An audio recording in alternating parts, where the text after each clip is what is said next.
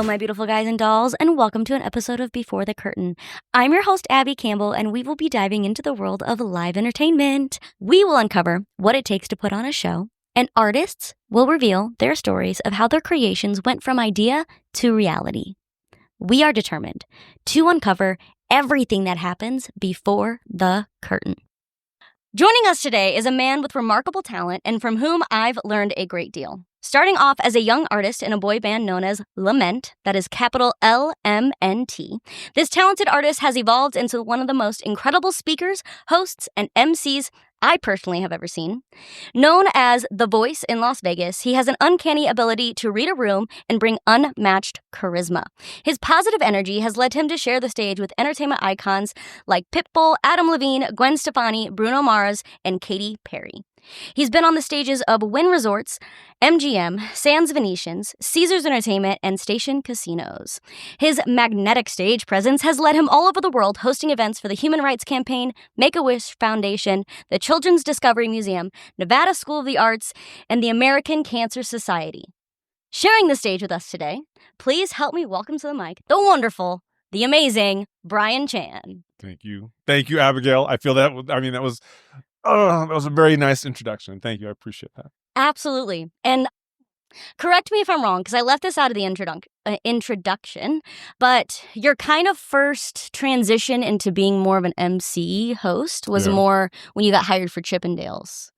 Yeah, that was my first time as a legit host for the show, because that show has its leads, right? The guys that you see on the posters. We had a couple ensemble dancers that kind of filled in, and it had an actual host/singer. I got hired for that gig more so because I was a singer. Mm-hmm. And, the hosting thing was like, let's see how he does. And so I kind of got out there, and I got the gig because of my singing, but it eventually turned into basically the launch pad of me becoming a MC host. Were you really nervous to kind of take on that new role? No, I don't think I was nervous for Chippendales. I think at that time, we had just finished, or I knew that the boy band thing was kind of coming to an end. Like, you can see the writing on the wall. Mm-hmm.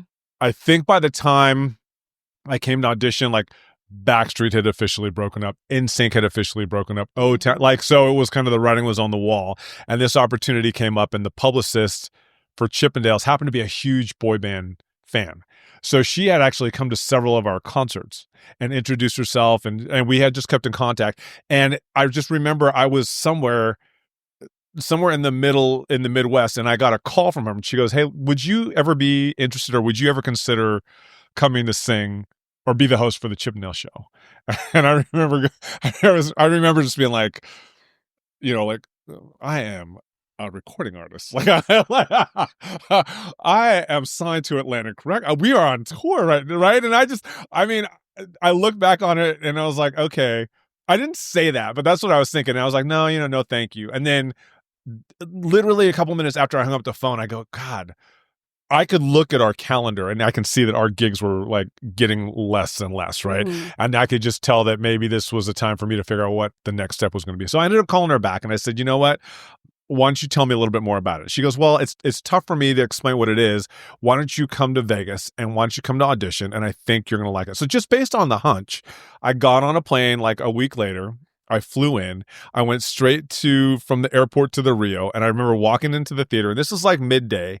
And it's kind of like, Abbie, I don't have a theater background, right? I never really did the whole audition thing, right? But I walk in and I'm on this stage and there's that table with 4 people behind, right? Like the quintessential audition. And so I go up there and they're like, okay, go ahead and sing. And I had given them a track and I sang the song and I remember singing the song and the song ended and I just kept riffing off of it. The song ended and I kept vamping off it just because that's just what I felt in the moment, right? And so they huddled up and they did their thing. They asked me a couple questions and then they said, all right, why don't you come down here?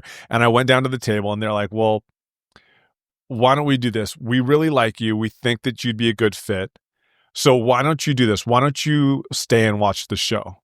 And I was like, okay, yeah, okay, sure. So I had a couple hours to kill. I went and ate something and then I went and I came back and I sat in the very back of the theater, right? And then the show starts and it starts off with a lot of a video montage on the screen. So now I'm seeing all the guys, right? And like I'm seeing these. I mean, they're huge, they're buff, they're shredded, they're gorgeous. Like I was like, okay. And then the opening number comes up, and the curtain opens up, and they come out, and the lights are going, and the music is going, and they're dancing, and it's like a full production number. And I had no idea what to expect, right? At this point in time, I'm not doing research. I'm not looking on the internet. This is 2004, right? And I would say within the first 5 minutes of watching that show, I was like, oh, I could do this. This is amazing. So that's kind of how I got into Chippendales and kind of pivoted from singing to like an MC. That's an incredible story. When was it, I'm guessing after you started, that you were like, I really enjoy being an MC and being a host? Yeah. Not necessarily rather than a singer, but was there a moment in that journey that like kind of hit you and you're like, wow, I actually really love being that spokesperson? I mean, while I was in that show, the role that I played, you had moments where you sang solos, and I loved the fact that I still got to sing. But then there were moments when it was just you as an MC, and you really had to like get that audience in your hand, right? Like you had to either hype them up, you had to bring them down, you had to work that transition. And it, in this town, it's kind of like one of those things where if you're in the industry, everybody kind of knows each other. Everybody goes to see each other in shows. And so I started to get some requests to like, hey, would you mind hosting this? And I think I don't know if it was based on my talent or based on the fact that I was associated with Chippendales, like they wanted that cachet. I think the first official thing was Golden Rainbow. And they said, which is a big charity that happens here in town. And they're like, would you want to come and co-host this show for us or co-MC the show? Mm-hmm. And so I did. And I think once I started to do more and more, and so that, once one happens, then like you get another request. And I think once I started doing that and realizing, God, this is a lot of fun and this is easy. And it's so much less work than singing. When somebody hires you to sing, like if you get hired for a corporate gig, you got to learn the charts, you got to rehearse, you got to get all these, you know what I mean? Versus, okay, you show up maybe half hour before the gig and they give you the show flow. And you're like, okay, this is what I need to say. All right, perfect. Let's go. So was there a defining moment? I don't know if there's a defining moment that in my opinion was like, okay, let's go from singer to MC. But I think it was the money, the checks. Like when I started doing when I started getting the good gigs mm-hmm. and I started getting the checks and I was like, wait a minute, I'm making this, doing this show 6 days a week, 2 shows, Thursday, Friday, and Saturday versus I can work one day. You know what I mean? And it didn't start out like that. I remember starting out doing some of these conventions in town. Vegas has got all these conventions. And one of my first gigs was working in a banana suit in the middle of the aisles for Microsoft. And I would have to pass out flyers. And listen, nobody wants to take your flyer. Nobody want to walk around like, what am I going to do with this? But you're begging. Yeah, and they couldn't even see my face. There was it was a banana suit and a screen that I could barely see through. And then every time I ran out of flyers, I'd have to go back and get some more, like behind this little curtain. I would just pray. I was like, please take this so I can go take a little break and sit behind and do that. And so the gigs have certainly come a long way from those early days. So it sounds like that kind of mindset shift happened because people were pulling you for their own events or for certain events. Yeah. And I liked it. Mm-hmm. I don't think I was that good in the beginning. Like I had a lot of stumbles and there was a big learning curve. Nobody really tells you how to do this. And there weren't a lot of people that I could watch or emulate. It wasn't like I was watching Ryan Seacrest on American Idol. Like a live event is a totally different beast, and it's unscripted, it's ad-libbed, you're in the moment, anything can happen. You can have a show flow that sets you out this way, and then all it takes is for one thing to happen and it totally throws you off. So it was good. I would definitely say that along the way, as you get your bumps and your bruises and you figure out, okay, is this for me? I would say it's not for the faint of heart. And you got to and you're getting into it now. So, you got to sometimes you got to roll with the punches. But if you can get to the other side of it where it's like people, where your name is being spoken in rooms that you're not in. And it's like, hey, we've got an event. Who should we use? Oh, I saw Abbie at something and she was really great. Let's grab it. Like you got to work till you get to that point. And it was like, but getting to that point is pretty tough.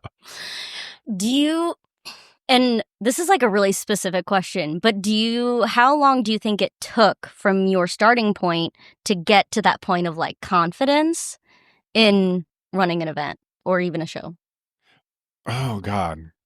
I don't know if there was a timeline. I think you have to go through enough shitty events to get to the point where you're like, when you start to level up, when you start to get like, right, you'll start out like at the conventions, what? And then while you're doing the convention, you're looking at this guy in the booth on the microphone talking to the audience. You're like, man, I want to get to that. I want to get out of the costume.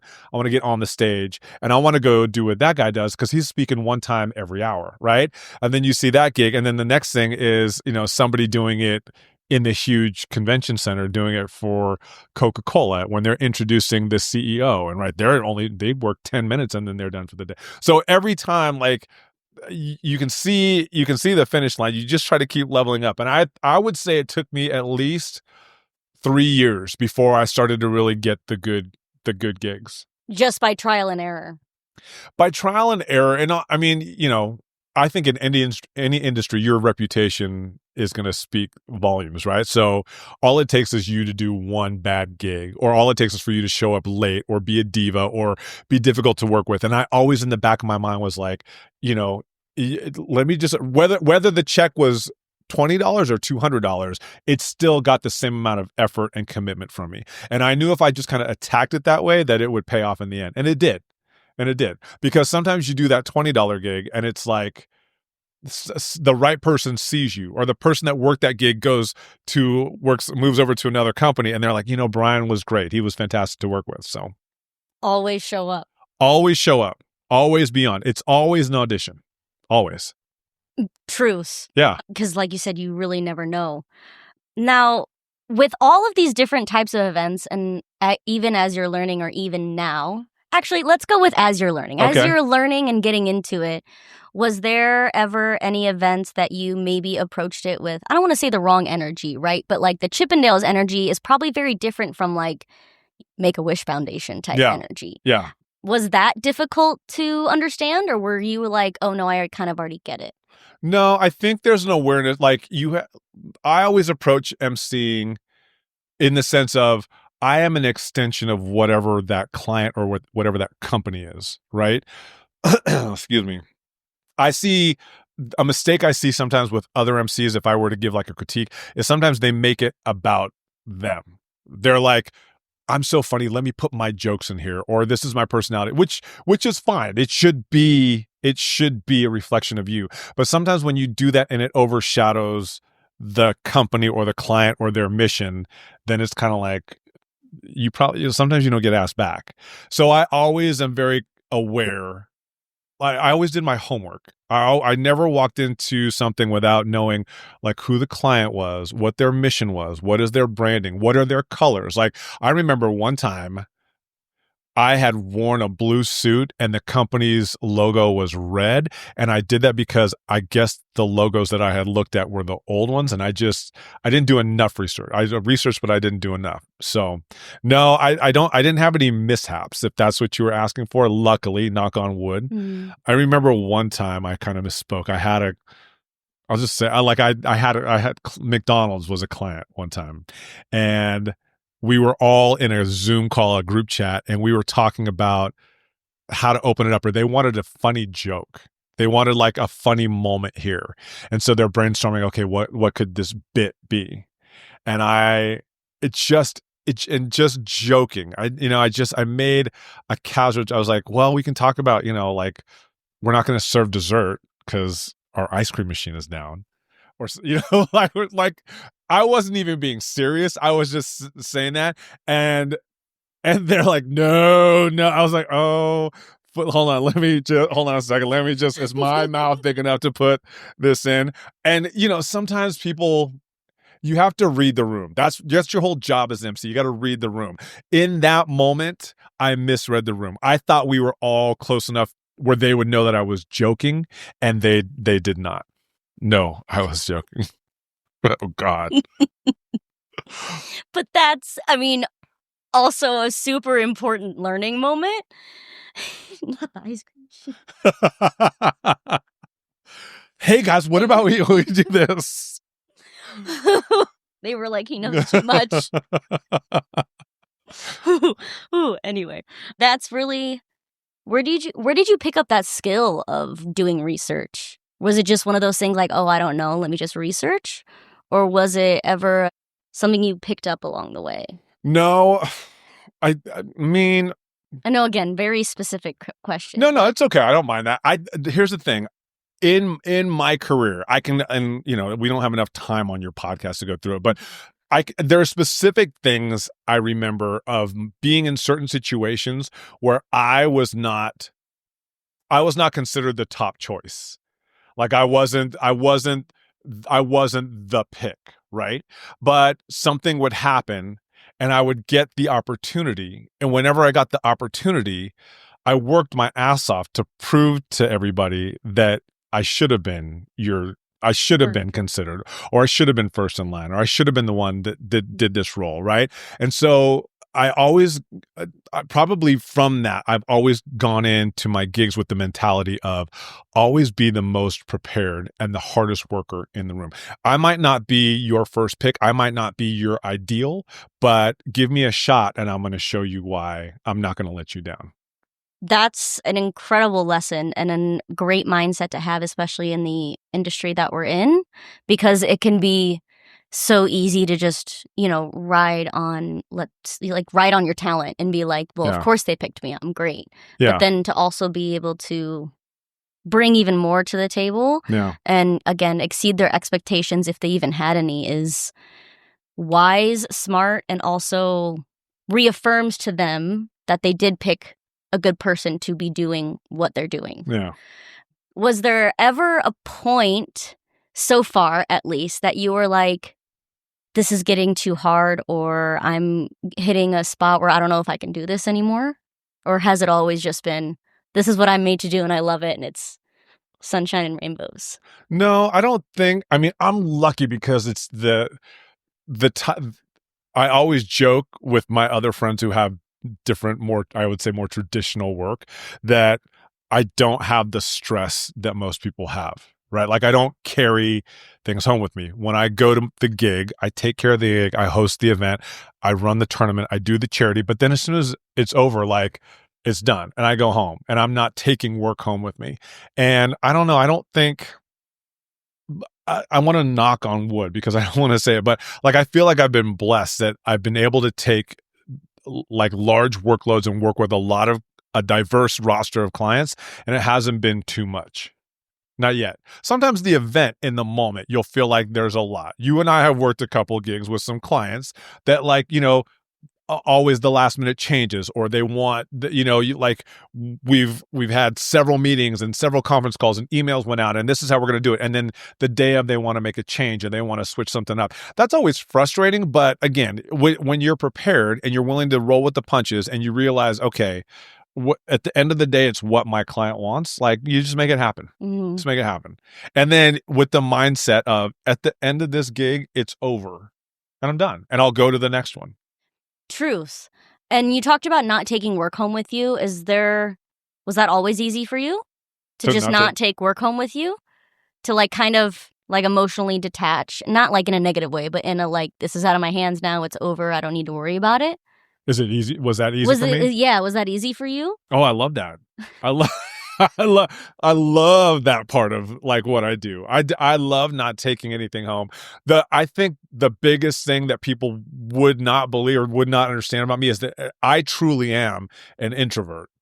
Even though I will go and host this event for 2,000 people, or I'll get on a microphone with complete strangers, I have no problem doing that. And I think there's a switch in my head that says, okay, this is work and this is what you're supposed to do. And when I do that, I don't have any trepidation. I'm not nervous to get on stage, or I'm not like, I might be going through my lines and I might have some trepidation of like, okay, make sure you pronounce this person's name right or whatever it is. But no, it's all good. And then I get home and I'll strip that suit off fast, like just the moment that I cross the threshold of my house, and I am perfectly happy, like in front of the TV, under a blanket, just relaxed. I'm comfortable in silence. I think I got that from my growing up. My dad is not a very big communicator, like talker.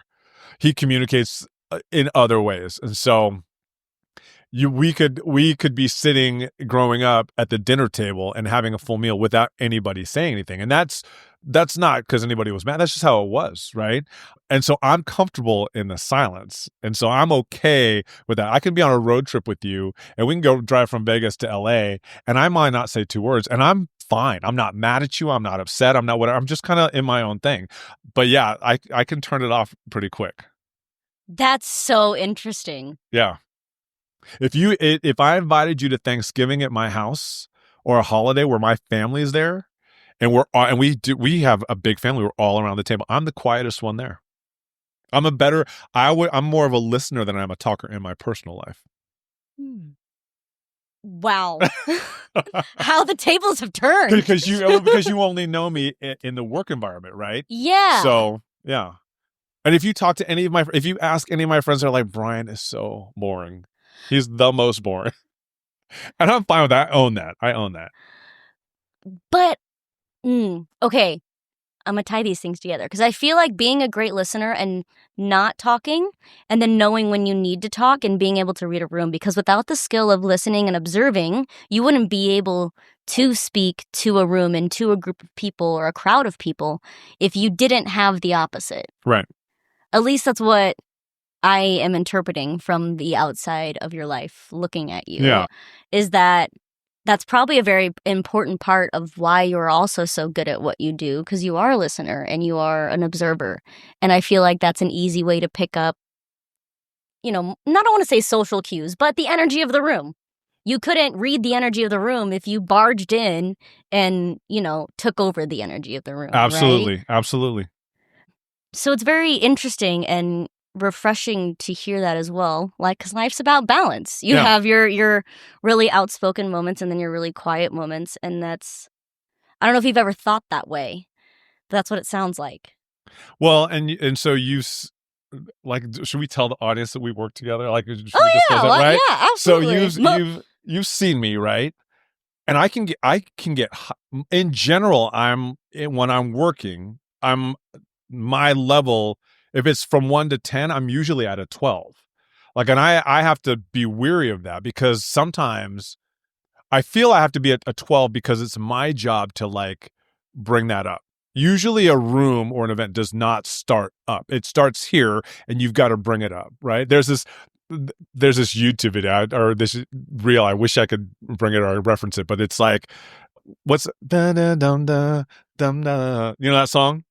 Anyway, it shows this kid, and this kid is on the bleachers, and it's obviously like a recital, and the song is playing, and this kid in the front row in the middle just starts dancing. He's living his best life in this moment, and none of the other kids are dancing. They're all just kind of sitting there. But this kid is undeterred, could care less. He is in the moment. He's living the song. I don't know what the instructions were, but this kid is doing it. And then after a minute or so, then the person next to him starts to do it, right? And then the next girl. And then all of a sudden, everybody's doing it. And I feel that's what my job is every time that I work an event. I start out and I'm going to be the only one that's all right, guys, here we go. Let's have some fun. Put your hands together. Are we ready to have a good, right? You start it out. And even if it's complete silence, even if you can hear a pin drop, you cannot let that deter you. You got to push through. And if you push long enough, if you know how to push the right combination of buttons without coming across as too aggressive or too bold or too brash, if you know how to pull those moments out, you can turn a room from 0 to 12, by just knowing how to massage it. I love that. I want to see this video now because that's adorable. I'll find it and maybe you can cut it into the thing. Yeah, because that's how any energy in a room or even information gets out, or that kind of, everybody feeds off of that vibe, that one person or even, multiple people.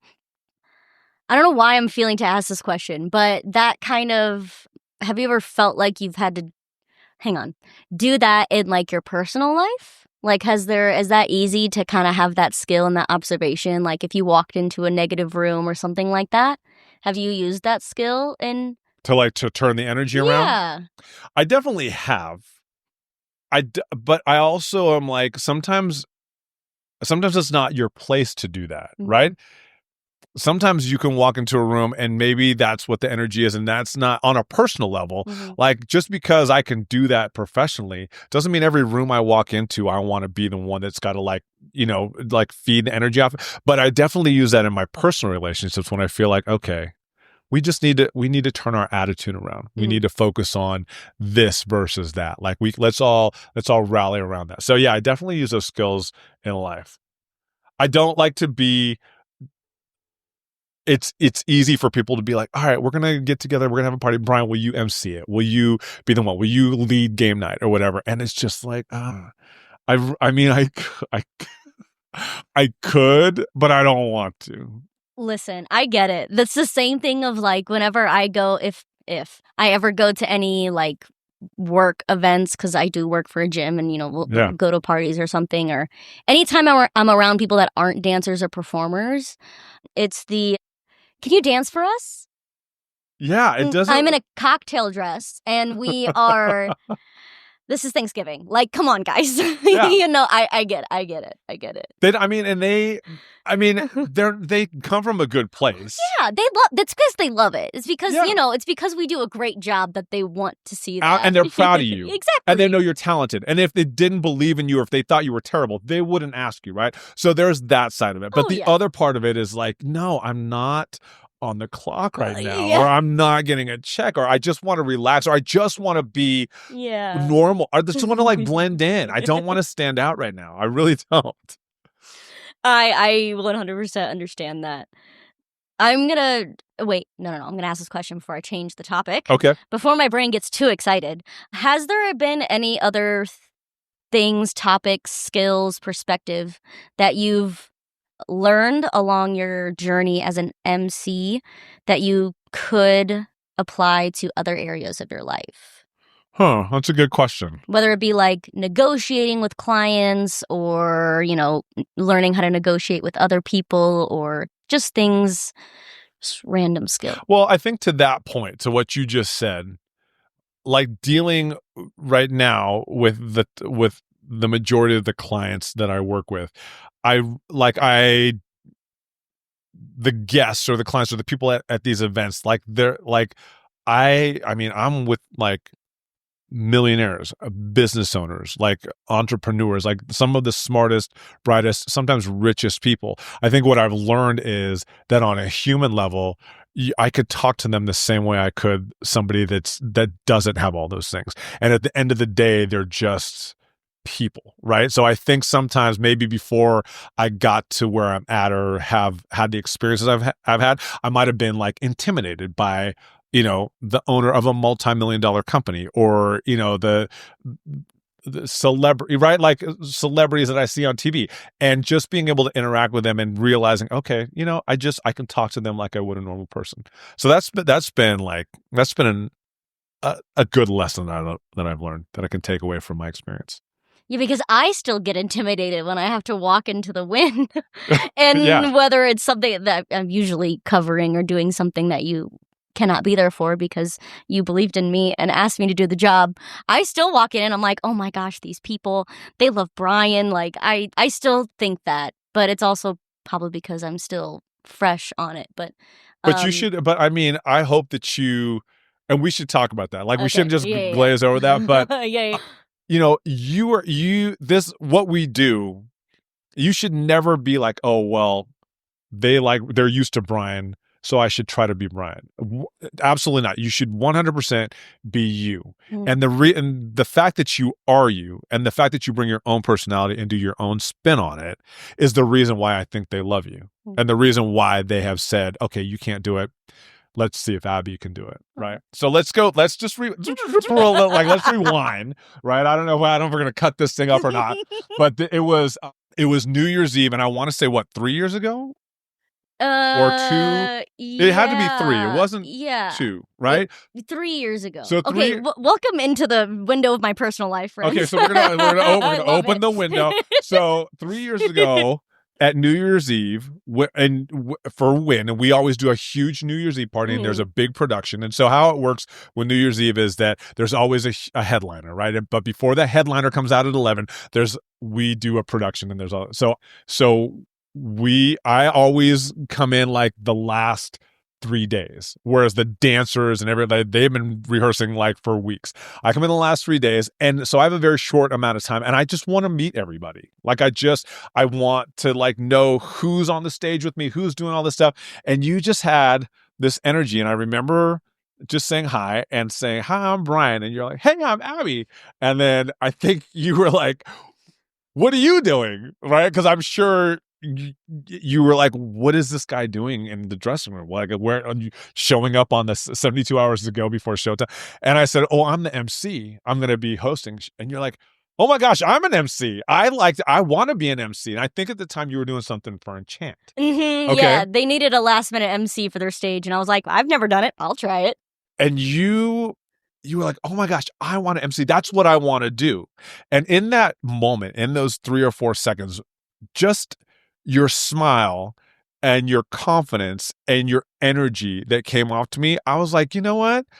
I'm going to talk to you. I'm going to, not right now, but we're going to circle back to this." And I think that you would be great. Because there's a lot of things that you can teach someone to do what we do, but you can't teach someone charisma, and you can't teach someone confidence, and you can't teach someone just how to project their energy. Sometimes you'd be like, "Come on, let's give it to me." And someone will be giving everything they can, and it's still a 2 out of 10. But in their head, it's a 10 out of 10, right? And I could just tell with you, I'm very big on matching energy. But when you said that, I knew in that moment, I was like, we're gonna talk. This is like, I like this girl. I think she's got good energy. I like how everything about her. And then it led to me calling you, I think, like within the next couple of months to try to do something, right? Yeah, it was I think it was kind of like the schedule right now. It was how there's the like giveaways. It was like a week or something later. Yeah, some overlaps. And so you were like, I'm gonna be at the Win on this day. Come and see what I do and see if it's something you're interested in. And I was like, okay. Yeah, it was very soon after that. Yeah. Oh, wait, I love hearing that side of the story. I'm like, I'm so, what's the word? Not blushing. Kind of like, oh, like that's so sweet. Because Abbie, I'll be honest, I get asked a lot. I get asked a lot by people like, "Hey, I'd love to do this. I'd love to get into what you know." Like we can get on my phone, we can go through like people, but I'm not saying this was you, because at the time we didn't know each other. I think a lot of people ask about it because they see the social media side of like, oh, the costumes, and he's doing this great event. Oh, he's doing whatever, which is definitely a part of it. But a lot of people want your job until they realize what it takes to play the position, right? And so I don't know. I'm always happy to help. I'm always happy to talk to people and help out. But I think for you, I was like, I saw something in you. And again, you didn't know me, so that wasn't your motivation. You just genuinely wanted to like learn how to MC. But I saw something in you, and I felt something in you. I was like, okay, this is, let's go for it. Let's do it. And we fostered that relationship, and I started bringing you in, and right? Like I took you under my, I don't want to say took you under my wing, because you obviously had a lot of skills on your own, but I was like, this is how we do things for these type of events. And you were always like eager to learn and worked really hard and paid close attention, and you're doing great. Oh, thanks. Yeah. So that's the story of how Bryan and I know each other. But yeah, and I think, oh gosh, I don't want to talk too much about myself in the episode, but like I had always seen hosts and MCs, and I was like, oh my God, I love talking to people. I'd love to do this one day. And then at the time at Enchant, they were like, on opening night, they were like, we don't have an MC for the stage. And I was like, I'll try it. Never done it.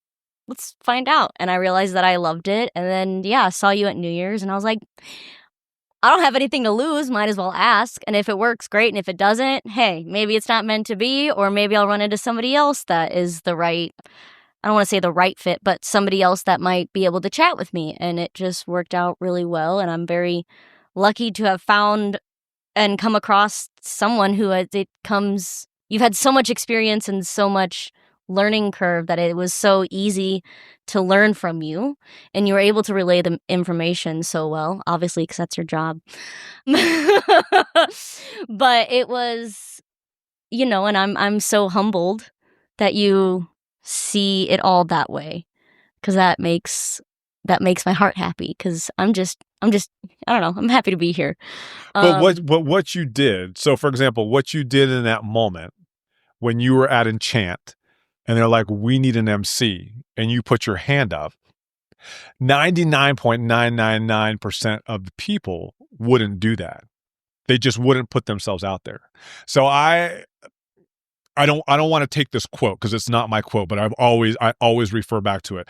Success happens in your life when preparation and opportunity intersect, right? So it's like, you could be totally prepared. You could have trained. You could be ready to go. You as a dancer, right? Mm-hmm. Let's say you've trained at the best schools. You're in the best shape of your life. You have all the experience, right? You're totally prepared, but the opportunities just aren't coming, right? They're just not hitting. Or opportunities can arise and you're injured or you're out of shape or you don't know how to make that. So when those moments in your life happen, and you can if you mapped out your life, you can almost draw a circle when those things intersect. Like at that moment, when they said, we need an MC, and you raised your hand, and then all of a sudden you became the MC at Enchant, which then during New Year's you saw me, which led to that conversation, which then led to me helping you develop this and become, right? Like that was the moment. So when somebody says to you, well, what was at what point did you become an MC? You're saying, well, I was at Enchant and they needed somebody. I raised my hand and I went for it. And it's actually funny because you are now the third person that I've talked to in the last few weeks that we've talked exactly about preparation and opportunity. And they will always meet when what's the other analogy that I'm looking for? Like when the student's ready, the master appears, type thing. And I have found so far that a lot of the way that the people that I've talked to have evolved so far are exactly that. Mm-hmm. I think I just solved my podcast. I can now stop. I'm just kidding. And it's so interesting to see how everybody comes to that either realization or have come to those milestones in their journeys, because it is different for everybody. Because there's some people who, have worked so hard and had to grind and really fight for what they're doing. And there's some people who just have fallen into it. Fell into their lap. And it's also it's so inspiring to hear, because there's no right answer. Right. It can always be a different one. The one part of that you have more control over is the preparation. Mm-hmm. You can't always control whether or not the opportunities will come to you. But if you prepare and make yourself, it's that saying, stay ready and you have to get ready, right? So if there's something that you want, whether it be a dancing gig or an MC gig, if you prepare for that and you study for that and you train for that, then when the opportunity comes up, hopefully you're ready to go. But again, I feel that's the part where you control, whereas the opportunity sometimes you can't really control. Do you think sometimes it's about spotting the opportunity? Yeah, absolutely. I fully believe in that. You have to also be looking for it. You have to be open to it. You have to sometimes get creative with it. Sometimes you've got to fight for it. So. Okay, so we're going to slightly pivot. Actually, okay. No, we're going to pivot. Has there ever been a time or an experience where you've had to kind of more fight and grind for a gig or an event? I don't know I don't know if I would classify it as fight and grind, but it kind of goes back to what I was saying before. There have been times when I was not somebody's first choice, right? But then for whatever reason, something happened. Either the person got sick or they got double booked or there was a falling out, and it was like, okay, well, let's give Bryan a shot. And I walked into that knowing that I wasn't the first choice, which is fine, right? Which is fine. I don't carry any of that. The only thing that does for me is motivate me to work even harder to prove them even more wrong. But those opportunities have happened several times, and then they have blossomed and turned into great relationships. And it's always nice to to feel inside like, okay, I knew I could do this. I knew all along I could do this. I don't do I told you so. I never do I told you so. Even though inside you're like, You're like, I told you so. it always is that little evil, like, Yeah. that's right. So on the more like logistical side of things, has there ever been maybe hard to relay? Like, you don't have to name a specific example, but let's say, maybe I'll give you a prompt. How about I give you an example? So, like, if a client really wants you to host and you bring them an idea of how you would do it or the flow of what you would say, and they, like, knock down the ideas, all the ones that you have you ever experienced something like that? Oh, yeah. All the time. Really? Oh, yeah. Absolutely. Which I find funny. Not funny. I would think that if I brought somebody in, let's say a client brings me in for something, to host something, and realizing, okay, well, this guy's got 20 years of experience. Like, he may know a thing or two about it, right? And still insist that they want to do something a certain way. I'm going to give it to them exactly how they want it. I'm not going to, I will definitely put some ideas out. I will definitely say, oh, have we considered this, to a point, and then I dial it back. And again, that's all part of reading the room, right? I can tell if I'm dealing with a client that is so strong-headed that they want it done exactly their way, and then I just back off. Versus the client that maybe doesn't know exactly what they want. They just need to be guided in the right direction or shown this is how we can do it. And then in which case I'll be like, okay, I'll push a little bit harder on that. But at the end of the day, whoever writes the check gets to make the call, right? Yeah, because like you said earlier, you're an extension of that company's energy, their mission, the mission of the event, all the things. And that's, again... But I will say, Abbie, I have taken the fall on several events that did not go all that great because I went with how the client wanted me to do it. Even though I may have suggested doing it a different way. Right. And so it was like, either the bit fell flat or it didn't work the way, or it could have been done better. And then it was kind of like, I know that, behind closed doors, they were like, well, Bryan really screwed that up. Has that ever happened? And the client was like, this is your fault? They never came back and said it was. I don't think I've ever had someone say this was your fault, but I do know that there were times when people got involved and said something or didn't take my suggestions or direction and went how they wanted to do it, and then it turned out not all that great. Because I was going to say, how do you navigate a bad review? I mean, if you've ever been told one, or I haven't been told one, but I would suffice to say that when something happens and I take the fall for it and it's not my fault, it lives with that client. That client at the end of the day knows that they were the ones that made the call, and that's fine. And I believe in karma 100%, right? So if I never work with them again due to the fact that they think I messed up, I feel like it will go back to whoever made the bad calls. They'll get theirs. Interesting. Yeah.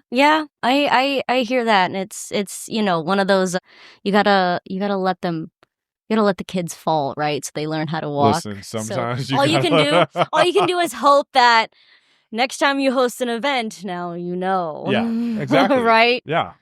I want to move into the question that I gave you a while ago. Not a while ago, but I asked you to prepare for. Okay. About what is your funniest moment as a performer? See, that's the thing. Like, you sent that to me, and I'm like, I don't even know if I have a funny moment. Or even like an event that you're like, I cannot believe I'm doing this right now. Because sometimes those stories are always the funniest. You did. She prepared me. She asked. She goes, the only clue I got for this whole thing was like, just so you know, I always end with, and I'm thinking like, and of course, I'm sitting here talking about being prepared and doing my homework.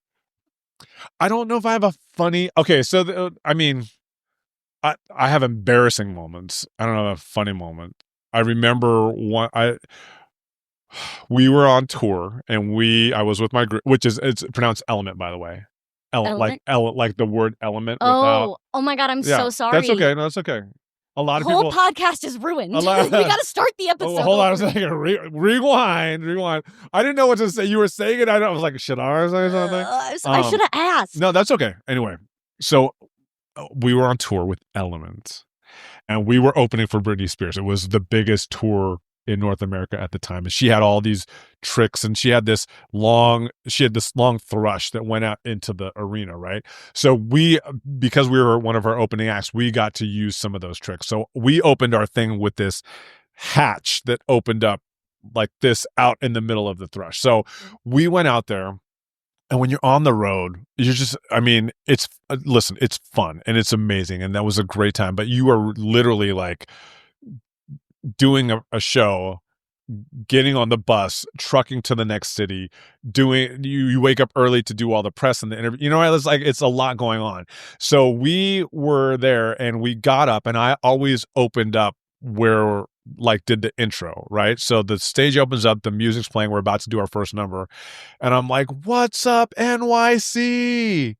And it was like crickets, and we were in Buffalo. We were not even in New York. So it didn't even click at the moment, right? In the moment, I'm like, "Oh, this crowd sucks." Like, really, they were like, "This dude sucks." So we're going, and I think probably because it kicked off on such a sour note, like the energy was off, right?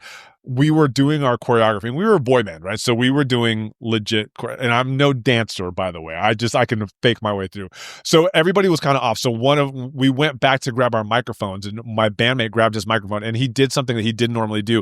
And he went, and he was like holding it up, and I turned around and I ran straight into it. So now I'm trying to perform, and I'm going like this because my nose is bleeding. So anyway, it was like wrong city, head check with the microphone stand, blood coming down it was awful. That was probably the most embarrassing performance I had ever done in my life. I don't know if I would say that's funny, Abbie. I know it's not very funny, but it's definitely embarrassing. Hey, what's up, New York City? We're in Buffalo. We are 4 hours from New York City, by the way. Ooh, that's good. Okay, wait, super random thought, but did you do a lot of announcements when you were part of your band? A little bit. I mean, you talk a little bit on the transitions between the songs, but everything is cue to cue. So everything has to be so scripted so that they know when to, play the track or whatever. So it wasn't. So yes, I emceed, but it wasn't an ad lib, right? You couldn't really go off script, but I mean, definitely that played a part in, Were you always the one to do that? I always kicked. No, we all spoke, right? Yeah. Listen, when you're in a boy band, it's like giving a Pop-Tart to two kids. You got to cut it right down. Like, everybody's got to have equal amounts of whatever. Like, God forbid somebody have too much of one thing, and then it offsets the balance of the band. So no, everybody spoke, but I was just in charge of kicking it off, which meant that my responsibility was knowing what city, the actual city that we were in. But no. Oh, that's good. I was just curious because I mean, yes, they typically will say welcome, but again, just curious because I don't know what it's like to be in a boy band. Do you have any fun, exciting shows that anybody listening can come to soon? Unfortunately, most of the events that I do are private, right? They're corporate events or they're casino events. I am hosting Lunar New Year's for Win on February 1st. So that's a public event, and you can come down and watch that in the North Valley. I think it's at 6:00, and you can actually watch the Lion and the Dragon Dance. And I'm also hosting Fountain Blues Lion and Dragon Dance the Win is February 2nd, and I'm hosting Fountain Blues Lion and Dragon Dance on the 1st, which is also a public event. So you can come down, and that one is at 3:30 and watch this traditional Asian ceremony. Fun.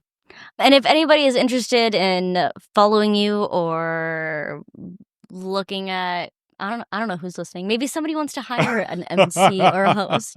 Where can they keep up with you? My accounts are private. However, on Facebook, I do, and if it's a work-related post, it's public. So you can follow me at Bryan Robert Chan on Facebook. Okay, Yeah. perfect. Yeah. And if there is a work inquiry out there, you can also reach me via Facebook Messenger. And yes, Facebook is old. It's old school. That some of y'all are on Snapchat. I'm not doing the Snapchat. I'm not doing the X. Don't try to snap me, but you can reach me on Facebook Messenger. This is I'm an old school MC. If you want new school, you can reach Abbie at Abigail Campbell on Snap. Give me your Snap. What's your Snap? I don't actually remember my Snapchat name. I Abbie, made it so long ago. We need it. For all business inquiries, please Snapchat.